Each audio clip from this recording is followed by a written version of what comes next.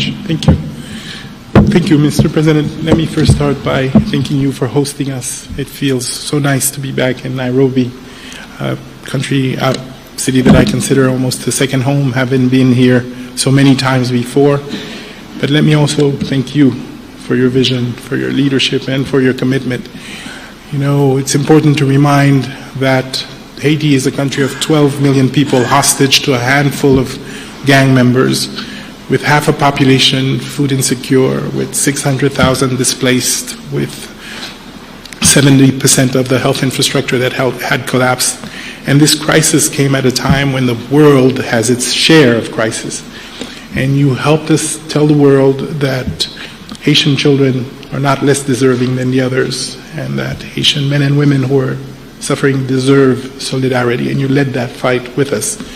And today I think we're in a better place. You helped where others saw crisis, you saw opportunity and potential, and you voiced it in a very firm way, allowing for others to come together around Haiti. And me and the Haitian people are extremely grateful to you for your leadership in this critical time. I also want to, of course, extend and convey the gratitude of the Haitian people to the Kenyan people for their commitment, engagement, and sacrifice. Today, you share with us not because you have extreme abundance, but because Kenyan people have made the determination that Haiti deserves their help and support, and they've stepped up in a very significant way. Let me also reiterate what you've said.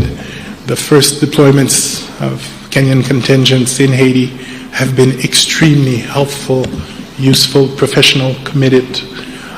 They've engaged almost immediately, side by side with the police force.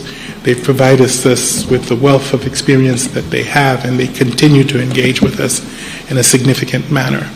Early on in this process, you will recall that their doubters had thought that language would be a barrier.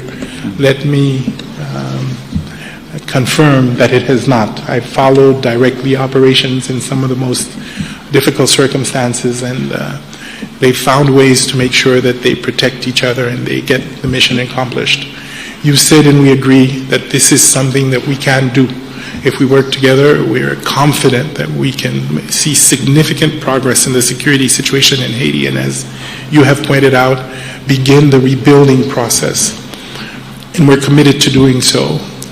Now, obviously, our partners will have to step up and meet the commitments they've made, and the time is now. There is a sense of urgency. The progress that we're seeing is contingent on us continuing to provide the Haitian people with the relief that is desperately needed, and of course, that will only happen if the many commitments that were made by the international community actually materialize. So I'm also here to make a plea to our friends from other countries to come back to the commitments they've made, and to ensure that as urgently as possible, they're able to make sure that the mission is fully funded.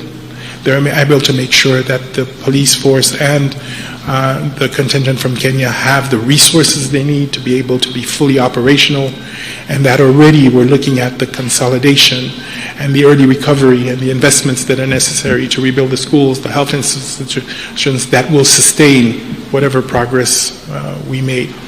I can quote here the commander of the Kenyan troops in Haiti, with which I have regular meetings, when he tells me, Prime Minister, this is winnable. This is winnable. And that, of course, has inspired us all. In the next few days and weeks, we will continue to build on this progress. We've established an electoral council that will be installed. We've been able to reopen our schools. We're seeing progress in the security front as well. Obviously, the gangs are reorganizing to make it more difficult, but we're ready and we'll be steadfast. We're using our assets more effectively. We're looking at new relationships with others who may be willing to engage. We're going to see how we provide a more integrated approach solution, which would include disarmament, which would include better communication, which will include all the integrated and well thought through interventions that are usually required to address these kinds of security situations. But obviously, an effective repressive force will continue to be an essential component of that.